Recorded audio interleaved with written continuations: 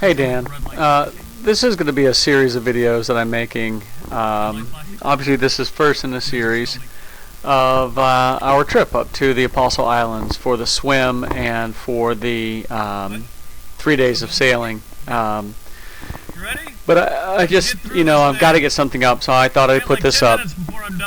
This is the sea caves on Devil's Island. Devil's Island is the farthest north island in the Apostles. And ever since I saw pictures of the sea caves, I've always wanted to swim in them. I've always wanted to swim through them. The water's about 61 degrees, and I had left my wetsuit back in the car because I didn't use it for the swim. But I just figured I'm going to have to tough it out. So what I did is I put goggles on and a cap and my GoPro on my head. So the way these islands formed, or these formations, these are all sandstone deposits, of course, over billions of years, of really thin layers of sandstone. And then what happens is the wave action creates what are called reentrant points. And then where reentrant points connect, you end up with, like right here, connecting almost like caves or grottos, or that are connected, that are separated by pillars of rock. And of course, this is probably about the best time to actually see it the way we're doing it. Kayak is good too, but there's places where we're getting to in here you can't get in through a kayak. Because it's just too small or it's too narrow. But we're really lucky that the weather was so calm, because imagine if the seas were stormy, or the lake was stormy right now. I mean, there's some wicked wave action that comes in here and just pounds inside this and reverberates and echoes. This is kind of a cool spot where you actually have to swim, climb up, duck down, crawl through, and come out into the next part. Like I said, so this is Kyle and Jen with me, and Glenn is already back at the boat. He already did this, and I had to go back to the boat to get another SD card because my camera was dead. But anyway, it's just probably one of the most beautiful things that I've seen. And this is where we went on the first day of the swim. On the first day of sailing, which would have been Saturday after the race. So the race was this morning.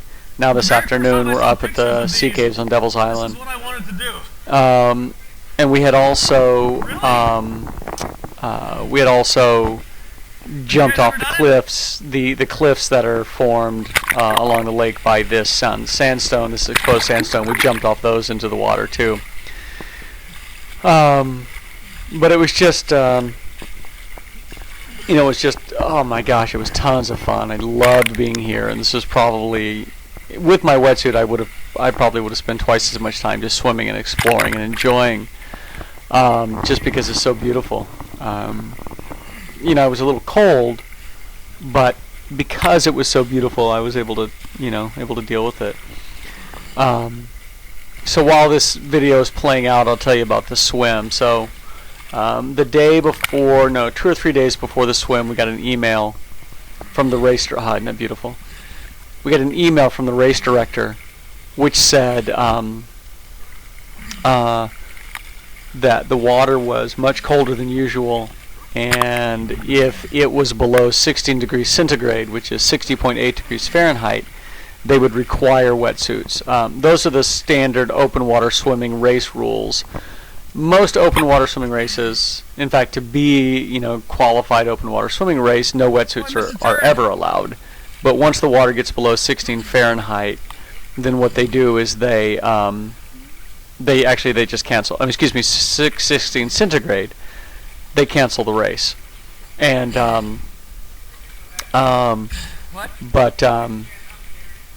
so the water was somewhere between, it was hovering right around 60. But what they said they were going to do is take a morning of race temperature reading, and they would let us know.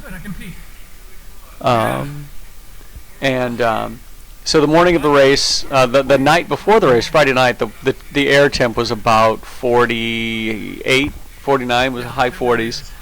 So the morning of the race dawned. It was calm. It was relatively clear. And the Coast Guard took 2 readings and got the readings of 61 and 62, both of which, of course, qualified. So I decided to doff my wetsuit and go wetsuitless because I really prefer that. One thing I did is I bought a pair of throwaway sweats and throwaway polar fleece for $6 at Salvation Army. That way I could wear them right up to the start of the race, throw them onto the beach and go. So the funny thing about the sweats is they actually say Windfins, which is the YMCA swim team that Marshall was a part of. But they also say Jessica on them. But hell, I didn't care. So that's actually where we jumped off right there. We jumped off that cliff. Not really a cliff, just sort of a high rock wall. But anyway, and so the morning of the race came, and yeah, it was, like I said, it was 61 degrees in the water, but I didn't want to get cold, so I kept my sweats on right up, literally 5 seconds before the race started, and I threw them off. And I got a pretty slow start of it because I was literally behind everybody, hooting and hollering, dancing around in my Crouching Tiger, Swimming Dragon bathing suit, which I can't really adequately describe to you until I show you a picture of it. Yeah. What am I trying to say? I don't know. But anyway, the swim was, the swim went pretty well. I did it in an hour, 3 minutes. Last year I did it in 57 or 58. So I was a little disappointed. I got really cold at last 10 minutes. Actually, the biggest issue I think was that I had to pee so bad at the start. I thought for sure I'd be able to pee once I got in the water. But then the race started, and I didn't want to take the time, so I just started figuring I'd pee somewhere mid-race. Well, that didn't work out. And so I ended up having to hold it the whole time, and that was really uncomfortable, which I think made me colder than I needed to be. So this whole series of photos is a bunch of photos that Beth took from the boat. Anyway, so I got to the other side. I shivered a little bit. But, it really wasn't that bad. I did beat Hunter by a full minute, which was awesome. And yeah, so we just had so the race went really well. So there was a total of, I think, 4 of us out of 500 who swam without wetsuits. So needless to say, I am lobbying the race director for a non-wetsuit division next year, since I did take first in the non-wetsuit division. So that's something, I guess. So it was 2 men and 2 women, but it was a really, really a good time.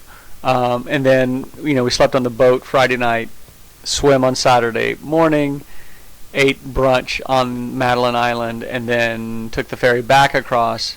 Got on the sailboat, and then took off and came back 3 days later. So I'm probably going to put up a series of videos from the swim.